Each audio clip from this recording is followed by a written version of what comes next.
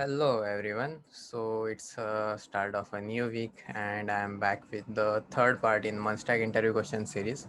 If you haven't checked about part 1 and part 2 in which we covered important questions in JavaScript and in the second part we covered virtual domain React, please make sure to check out the link. I am going to add somewhere in this video at the top.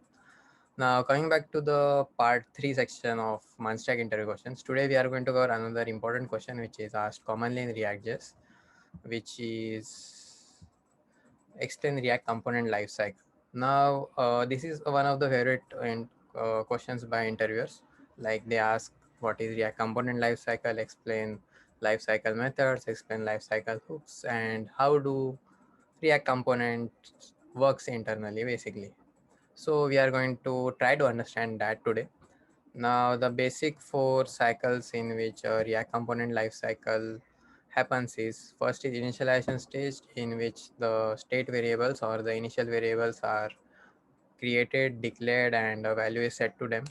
Then comes the mounting stage, in which the component is actually mounted and it is ready to be rendered on the DOM and it is shown on the website.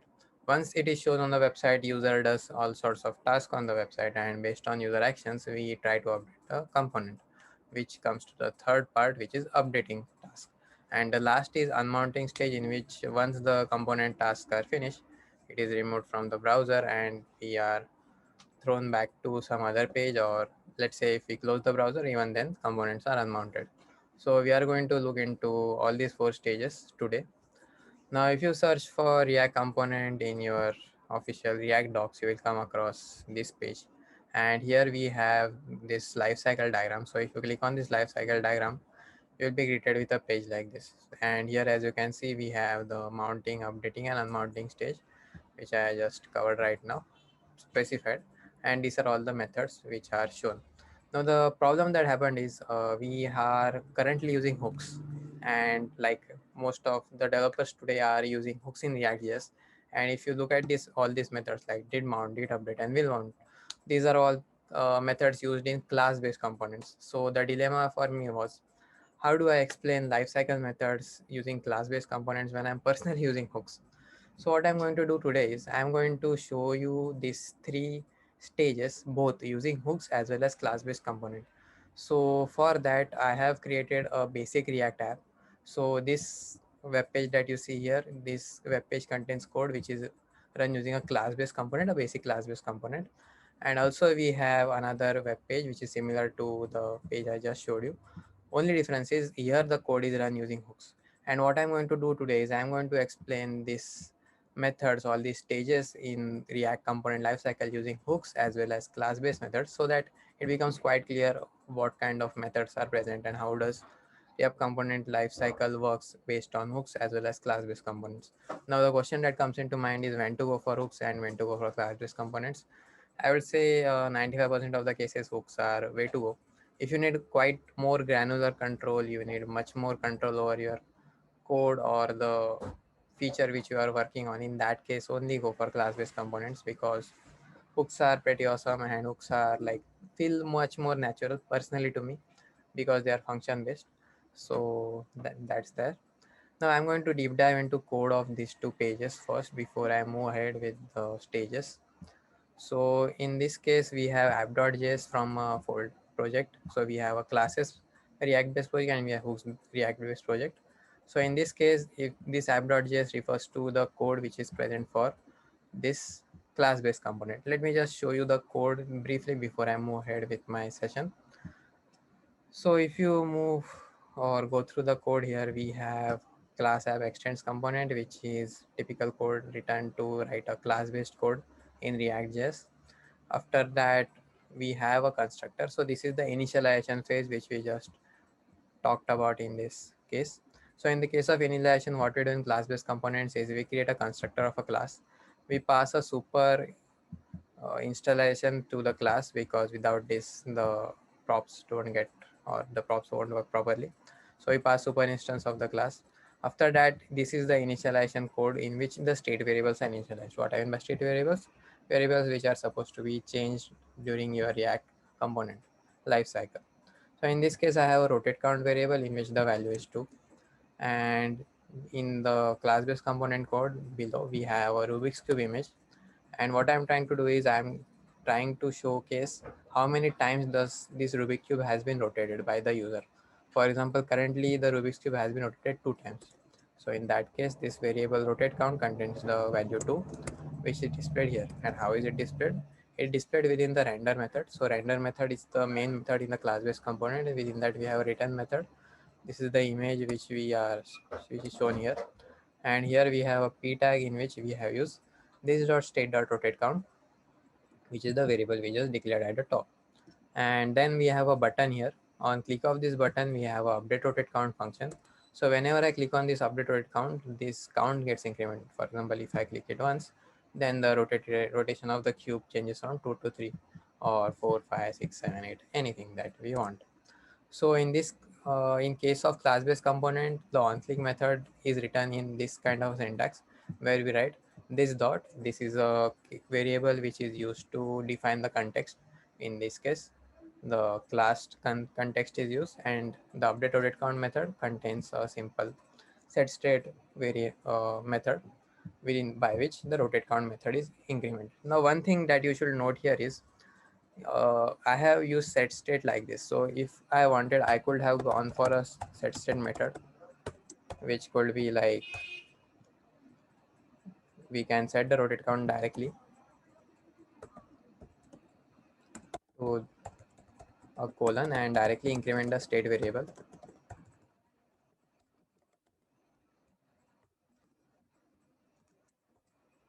like this as well. But the thing is, this kind of syntax is not a preferred syntax whenever we are manipulating any kind of state variable.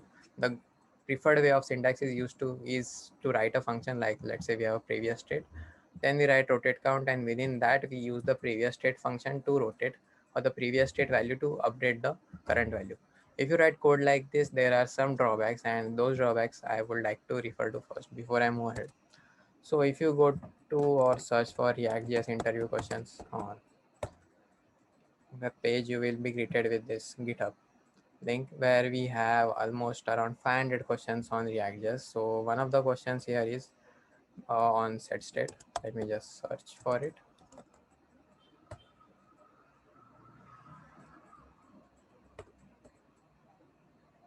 This is the question. So if you look at this question here, this is the question which I came across just yesterday, and I would like to just stress on it. So if you use variable like this, like if you run set state 3 times and you increment the state variable directly, the problem that is going to happen is the final count would be equal to 1 instead of 3. The reason for this is because set state is an asynchronous operation, and if you are mutating states like simultaneously like this, or if there is any task which is dependent on state variables in a cyclic fashion, then in that case incrementing the variables might have some unwanted drawbacks. So just to be safer and just to be much more precise in how you set state, the better way is to use a function like this. So we have a function with arrow syntax, and within that, if I want to update, let's say count, so I will take the value from the previous state count. So in this case, the previous state count will be initially set to 2, and we are going to increment it. Now this is a preferred way in which you can or you should use a set state method in order to increment state variables. I just wanted to cover that before I move ahead with the actual content of this course. Now coming back to the update rotate count, I have used previous state and previous state dot rotate count plus 1 to update my rotate function. I hope you now understand why I have written a function here instead of incrementing my rotate count by 1 directly like this. It's just not a good way to do things in class-based syntax. Now after that, let me just remove this function. It is not required right now. We have update rotate count, and a click of this update rotate count, we are incrementing the rotate count function. So this was about initialization phase. Now coming to the hooks based syntax, let me just go through the code there as well. In case of hooks, we use functions instead of classes, as you all might know. Now in case of hooks based syntax, we use a hook called as useState from React.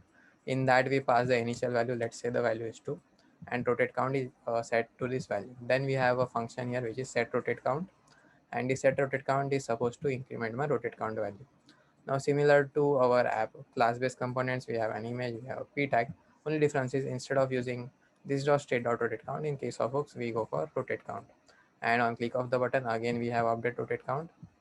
In this case, we don't use this dot because this is a function and not a class. We can use the function name directly, that is update rotate count. And in this case, we are using the set rotate count. Again, I could have gone for set rotate count like this, which is rotate count plus 1, but I haven't due to similar reasons which I just covered right now. That is, you shouldn't update or manipulate state variables directly like this, but a preferred way is to take the previous value in a function and then update those values. So this is similar to how we did in class-based syntax. And that is basically how this update rotate count is working. So if I go to my Hooksbase code and if I click on this update rotate count, the count gets incremented. By the way, if you want to go through a lot more questions on React, just feel free to check out this awesome repo. I will share the link in the description. It has almost 500 questions on React, and if I don't know if you will be able to cover all of them. I'm trying to cover the important ones in my sessions as well, but if you do, it will be a great job. Now coming back to the Hooksbase code, that's it of about the Hooksbase code. Now let's cover the actual lifecycle methods which we are trying to understand today. Now in case of mounting phases, as I mentioned, we have a constructor method, then we have the render method in class-based code. In case of hooks, in the constructor is not used, we directly use useState method to initialize our values, and the render, instead of render method, we directly return the function in which the component is rendered. Now let's cover all these three methods which we have here, which is component did mount, did update, and will unmount. So first we are going to cover component did mount and did update in class-based code before we move ahead with hooks. So let's understand did mount code first.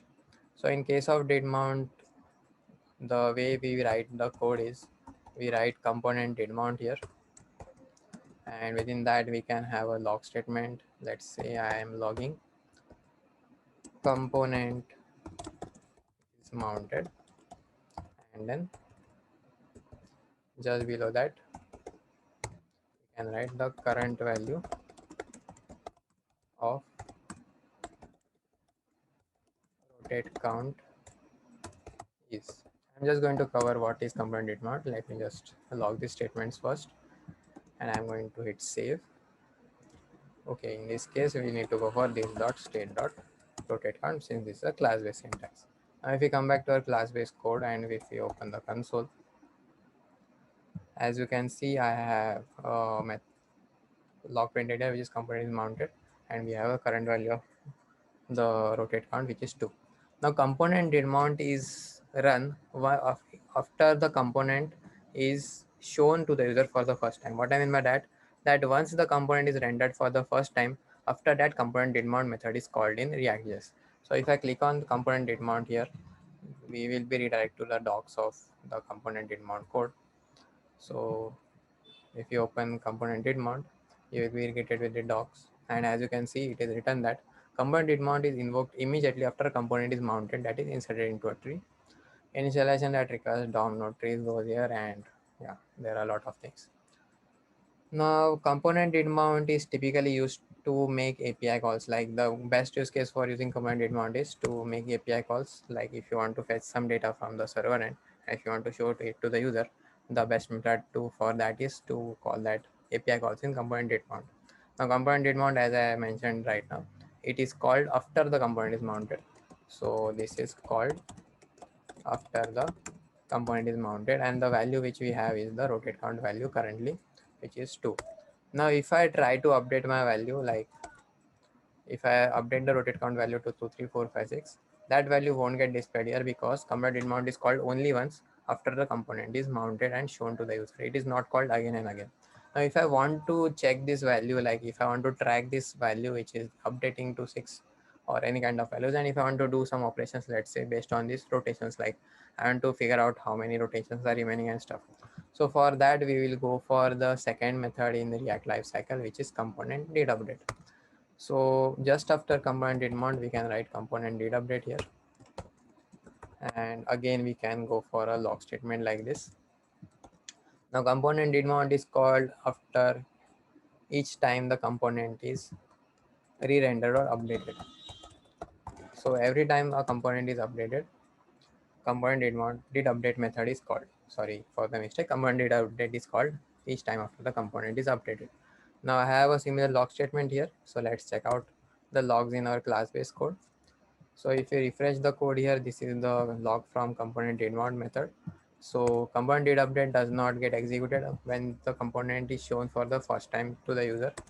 After that, if I click on update rotate count, as you can see, we have a log here which is called after component is updated, which is this method. So if I write here component did update called after component is updated, and similarly if I write component did mount here, we can go for that as well.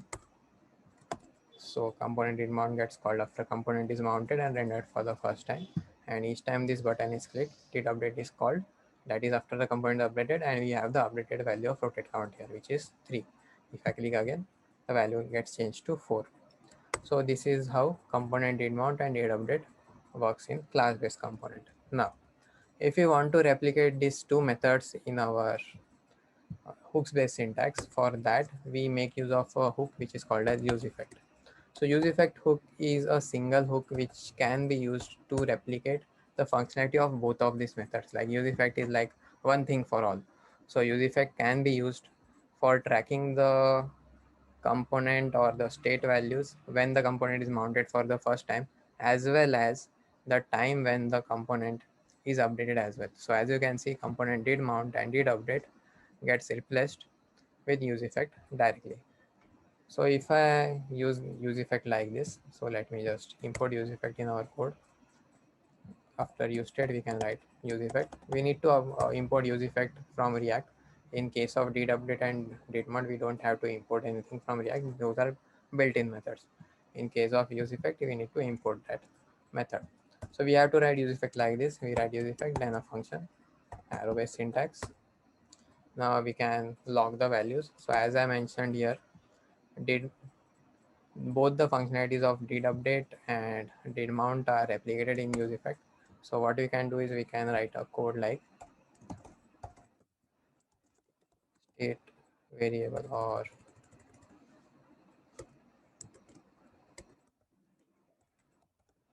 a log statement to something like, let's say component is changed, because we are tracking the update as well as first render in this code, and let's say we are updating the value or printing the value of rotate count as well. So let's go for rotate count value here,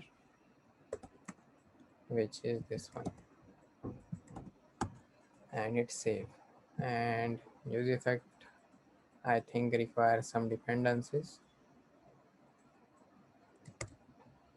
but I think this should work as well. Let's just check.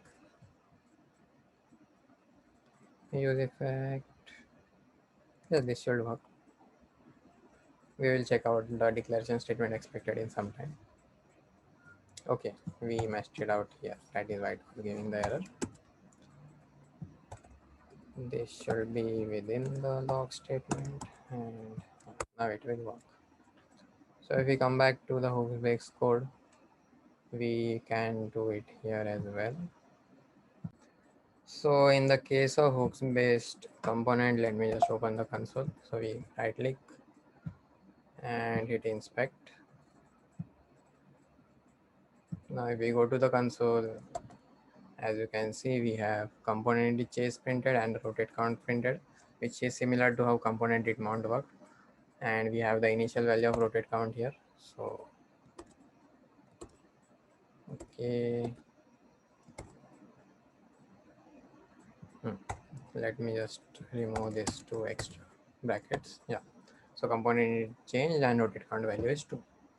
Now if I update the rotate count value, again the component is change will get printed and rotate count value will get printed as well, which is, let's say, 3, 4, 5.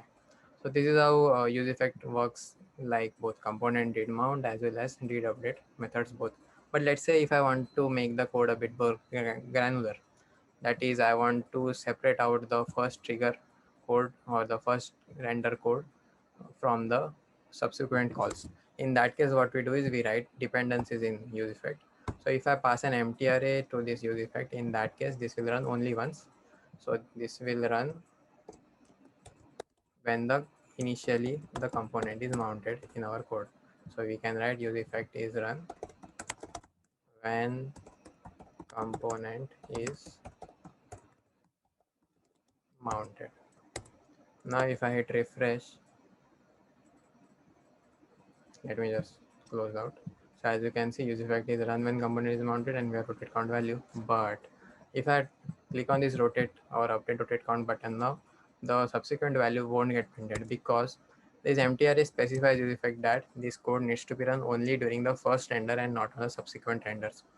Now the question is what to do for subsequent renders. In that case, we can copy this use effect, and within this array we can pass this rotate count state variable to track rotate count. Since we are tracking rotate count here, we shouldn't have a log here. So let me just remove it. And here we can write something like use effect is run when component is updated, something like that. Now if I go to the code, obviously use effect will run on the first time call because of rotate count value.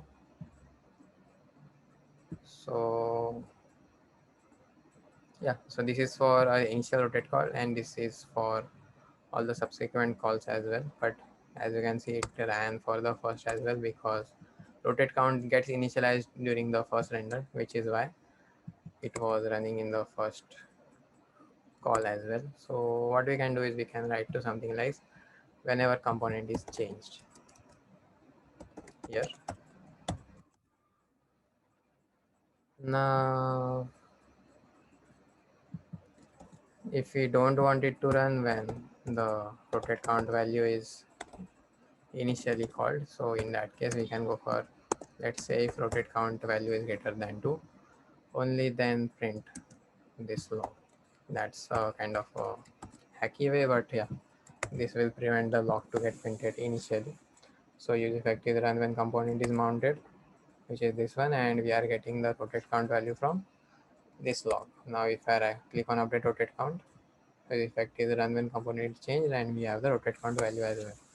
But let's not go for if condition, it's not a good thing to do. Let's keep it like this and we can move ahead. So this is how use effect will run. So use effect is run when component is changed, and every time we have the upgrade values. So just pass a dependency here and it will take care of did mount and did upgrade. Now we can move towards the next lifecycle method, which is will unmount. Now as you can see, these two methods like did mount is called after the first mount, did update is called when component is getting updated, and unmount is called when component is out of the current life cycle of a project. Now we cannot simulate that using this app.js class-based syntax. So what I can do is I can write another class-based component here. So let's say class. mm, let's say I want to print something like the remaining number of rotations for this cube. Like let's say once the cube is rotated 2 times, there are 12 rotations remaining before this cube can be solved, or 20 rotations, something like that, and I want to print them. So we can create a class-based component which is remaining rotations, and obviously this is going to extend component as well. In this case, let's just return a simple string like number of, obviously in case of class we need to go for render method, and within that render method we can return something like number of rotations remaining is 10. So let's say 2 rotations are complete, total number of rotations are 12. Out of that, 10 rotations are remaining and 2 are already done. So in that case, also here also we can write component did mount to specify that this component is mounted. So let's have a log statement here, which is the component is mounted. Okay. And let's just take these remaining rotations and pass it just below update rotate count button. So as you can see, I have a statement here which is I have rotated the cube 2 times and number of rotations remaining is 10. Now what I'm going to do is I'm going to conditionally render this component. That is, I'm going to use a state variable here which is remaining rotations mounted, or we can go for visible as well, and set this value to true. Like when this value is true, only then we are going to show this component here. So the syntax here is we write curly brackets like this and we go for and statement. So if this remaining rotations mounted is true, we need to go for this dot string dot. I am just pretty like used to using state variables like this, so this dot state is not something which I am currently able to remember. That's okay. So if we go for this dot state dot is remaining rotations mounted, only in that case our rotations component is shown, and if this value is set to false, then the component won't be shown. So what we can do is we can set this value to true, and we can create a button here to toggle remaining rotations visibility. Like on click of this button, we can show or hide the remaining rotations.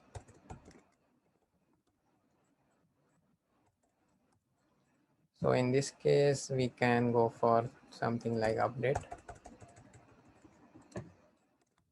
remaining rotations visibility.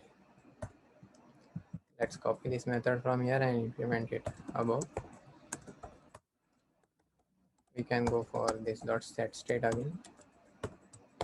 again go for previous state syntax, and this time we are going to update is remaining rotations mounted variable. So we write it should be opposite of what previous rotations mounted was previously. So let's say if the value was false, it will toggle it to true, and if it is true, it will toggle it to false. So now if we go to our code and if we click this button, my component is getting toggled.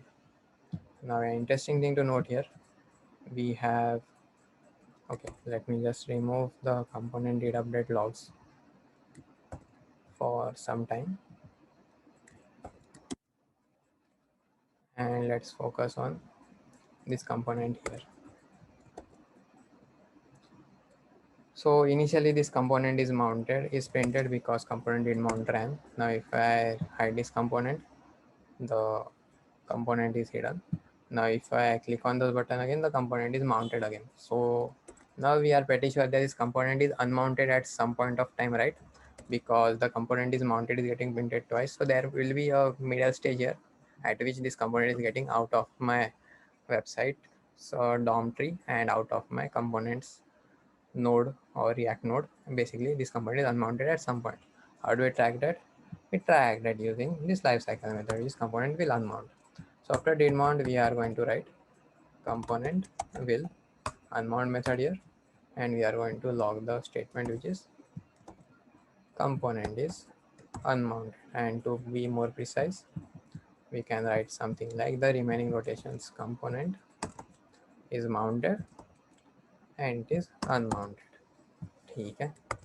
Now let's come back to our classes. So first time when the website is run, the remaining rotations component is mounted because it is set to true.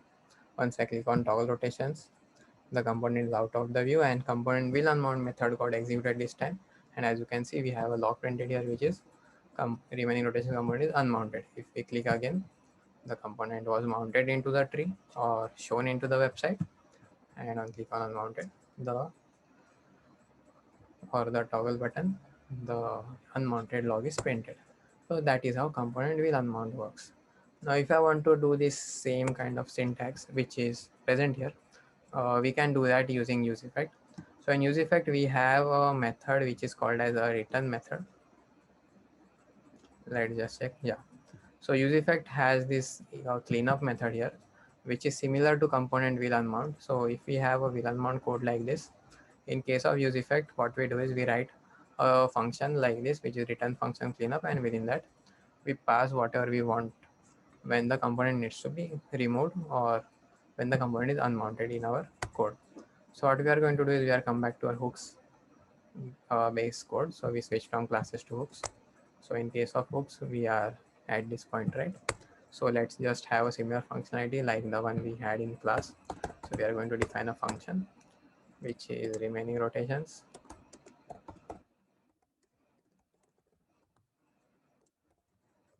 In this case, we can write a return statement directly, and we can write the, let's just copy from the class base code. Number of remaining rotations is 10. Okay. Now we go for use effect method. Now I want this code to be run only once. So as you can guess, for that we are going to use single array like this.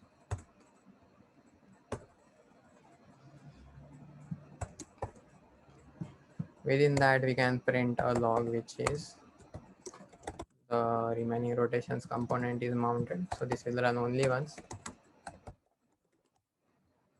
when the component is mounted. Let's just check the syntax before we move to the replacement of component with unmount. Let me just comment out the previous logs, and I think we need to go for a state variable here as well. So I think we had a state variable is remaining rotations mounted. So we go for that. Then we use a method which is set remaining rotations mounted, and we go for a use state method, use state hook, and here we are setting the value to true, similar to how we set the value to true in case of constructor in class based syntax. Now what we can do is we can write a statement here which is if remaining rotations mounted is true, then show our remaining rotations component, and we hit save. Now if we come back to hooks code, we have number of rotations remaining as 10. Then we can add a button here to toggle the remaining rotations, right? So we can go for the same text from our class based component,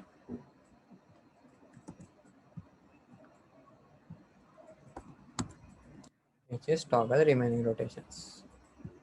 Let's just have the same function name as well, which is update remaining rotations visibility. In this case, we don't use this dot because this is a function. We write the function directly. Use effect should be before all your functions usually. So you write state variables, then you write use effect, then you write your custom functions. That is a good naming conventions or the way in which you can declare variables in your hooks based syntax. So in update remaining rotation visibility, we are going to use this method. So we take the previous remaining rotations mounted value,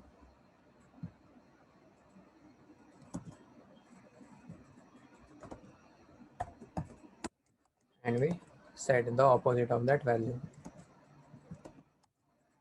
like this. So in this case, we don't have to go for previous state dot like we had to do in class based components.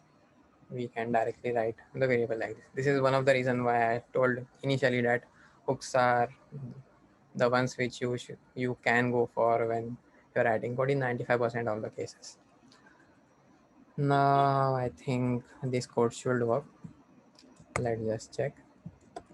So remaining rotations component is mounted is printed. Where is this printed from? This is printed from use effect hook, which is running only once when this component is mounted. If I click on toggle, the component went out of my node tree. If I click again, as you can see, this count to specifies that this print statement is printed twice, and as you can see, my component is mounted again.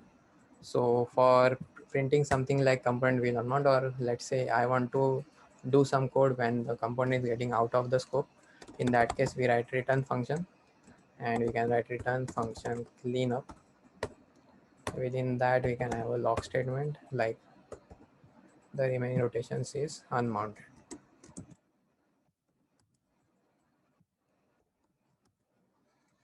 save. Now let's refresh. Now initially this remaining rotation is mounted.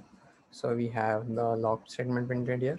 When we click on toggle, the clearance function ran this time and we have a log printed here, which is the remaining rotations is unmounted.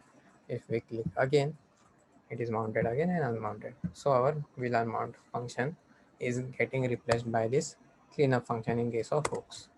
Now we have some basic understanding of the lifecycle methods here, which is did unmount, did update, and will unmount in class-based code. Also, how to use effect. So in case of did mount, we go for a single array. In case of did update, we pass the specific state variable we want to track, and will unmount के लिए we write the return function. ठीक है. Now the next question which the interviewer typically asks is what are the use cases of this class-based method? Like why do you want to use this class-based method in first place? So let me just go through that. Now did mount, as I mentioned, can be used whenever you are making API calls. So if you want to make API calls and get some data from the server, did mount is the place to start because the component is already rendered and shown to the user. So you can show a loading indicator initially, make a call to the server and show the data. That is how typically websites work. Then in case of hooks, that same functionality can be replicated using a single array syntax and you can make an API call here. Did update can be used to track changes and make some changes as per the change in a particular state variable. For example, let's say this number of remaining rotations that we have, let's say I want to reduce this number of remaining rotations every time when I click on this button. For example, let's say total number of rotations required was 12. So whenever I'm updating this value to, let's say, 3, I want this value to go down by a factor of 1. That is, whenever 3 steps are completed, remaining rotations should be 9 so that the total count remains 12. Now currently this is not happening, right? So what we can do is we can write a state variable here, which is, let's say, we are going to use state and we are going to write a variable which is remaining rotations, let's say, and we can use update remaining rotations, right, the use state value, and we can pass a value as 10. This is just an example. Obviously you can directly go for 10 minus the rotate count, even that works. So we need the rotate count passed to our remaining rotations. For that, what we can do is we can pass the value here in our hooks. Okay, I started off from hooks directly. Let me just first, let's just continue with hooks and come back to classes later. So we can go for rotate count variable passed here. So this is how variables are passed in hooks in form of props. So we write variable value is equal to the prop value. We pass the rotate count here. Now what we can do is we can write a use effect method which is supposed to track my rotate count prop.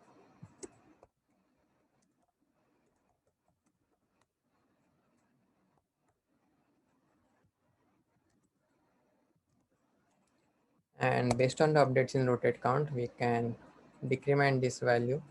So initially this value shouldn't be decremented. So what we can do is if the rotate count value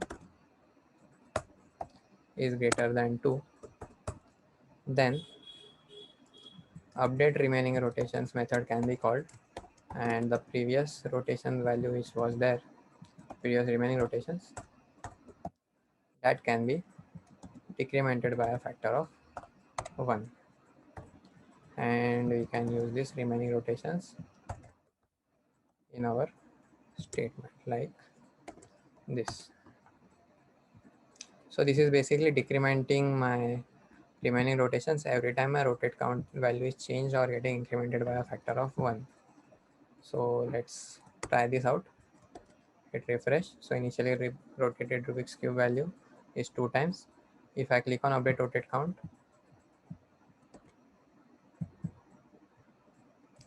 okay, let's just print out the rotate count value first and check.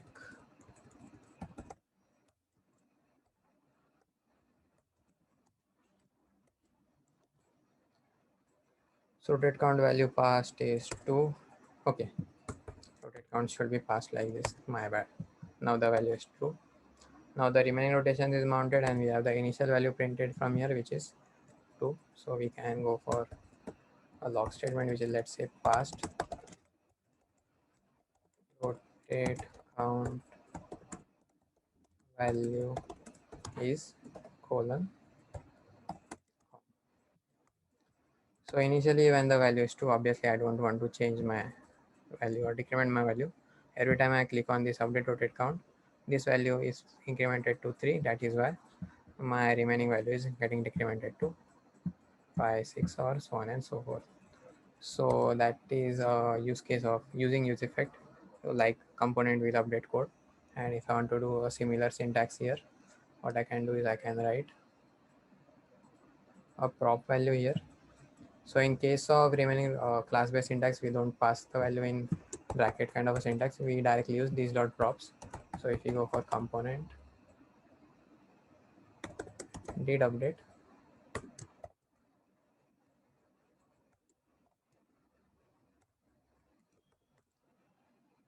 and here what we can do is we can print a statement like if this dot prop dot rotate count value is greater than 2, then we need to set some value. And how we set those value?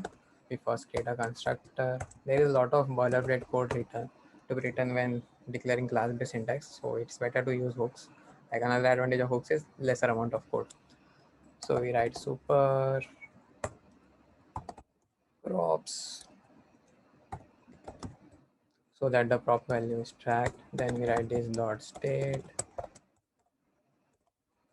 is equal to remaining rotations. Let me just copy the code from here.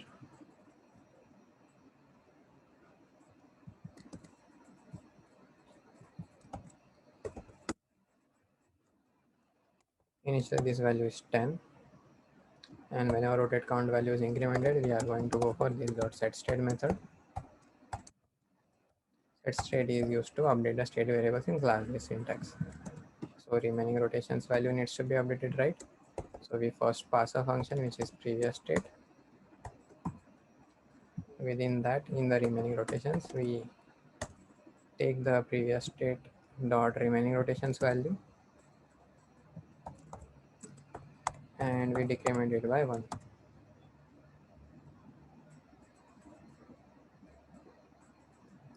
Let me just check the code. Okay, I think we need round brackets here.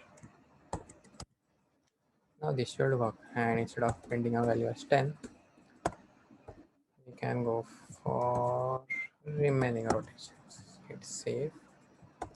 Here it will be this dot state dot, and let's just check if this works. This is the class-based syntax. So every time I update my rotate count, okay, this is not getting incremented. So let's just check the this dot prop dot rotate count value first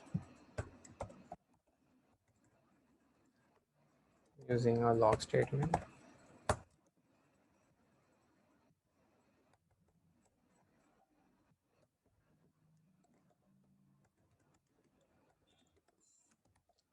Okay, did update won't get called because it does not tracks the prop values.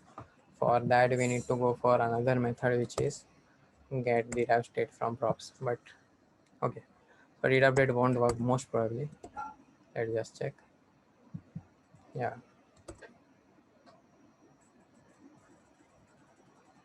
okay, it is working, but this value is getting as undefined, and the reason for that is we haven't passed rotate count as a prop value. Let's just pass it and check. This should be this dot state dot rotate count. Okay, now yeah, in did update we don't usually go for set state. My bad. So okay, we can just print out this value for now in case of did update just to track the value.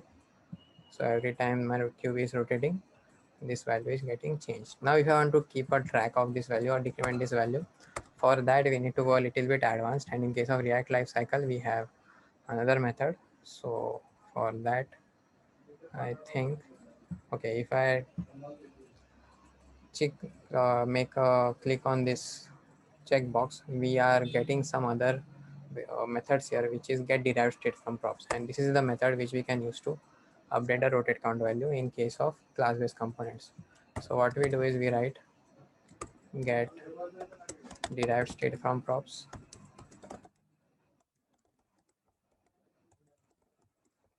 Now the use of get derived state from props is typically not recommended, but I'm just showing the use case. So in case of derived state from props method, we have two values, which is props and state, and we typically use those two values to update the state variables based on the props passed. Let's just check how that is done.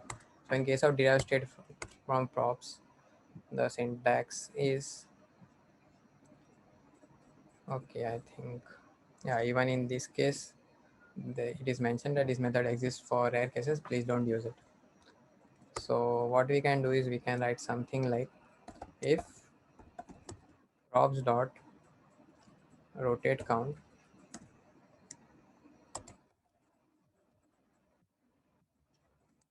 not equal to state dot rotate count, then update the state dot remaining rotations by a factor of 1. That is, we can return the updated state remaining rotations as state dot remaining rotations plus 1. And how do I keep a track of rotate count? We write rotate count method here, then we go for props dot rotate count to keep a track of rotate count as well. And if there is no update required, we just pass a return value which is null. Then this method needs to be static as well. Hopefully now my class-based method will work. One thing I forgot to mention is don't use set state on did update method, as it will lead to infinite state update bug. I just remembered it right now. So if I go for update rotate count now, okay, I'm incremented the value. Let me just decrement the value here.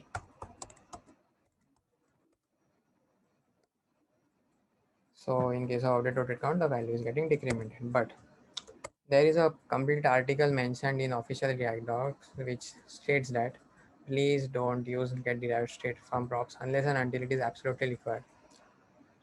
Yeah, this is the article which I just mentioned. So please don't use get derived state from props unless and until it is required. And there are some anti-patterns which were used in older syntaxes which are frowned upon and not recommended right now, like this. So this is the syntax which is used right now currently. So this syntax is an anti-pattern, and this anti-pattern is not typically required. So what we can do is, instead of going for all this complicated code, we can just simplify the logic. Like instead of going for a code like this, the most simplest fashion in which you can write this code is simply write something like 12 minus this dot props dot rotate count. And even in that case, my class-based syntax will work. See? So don't use these complicated methods like get derived state from props unless until it is absolutely required. But I just covered them because it is mentioned in the React lifecycle component diagram, which is present here. These are rarely used methods like get derived state from props and get snapshot before update. Snapshot before updates passes the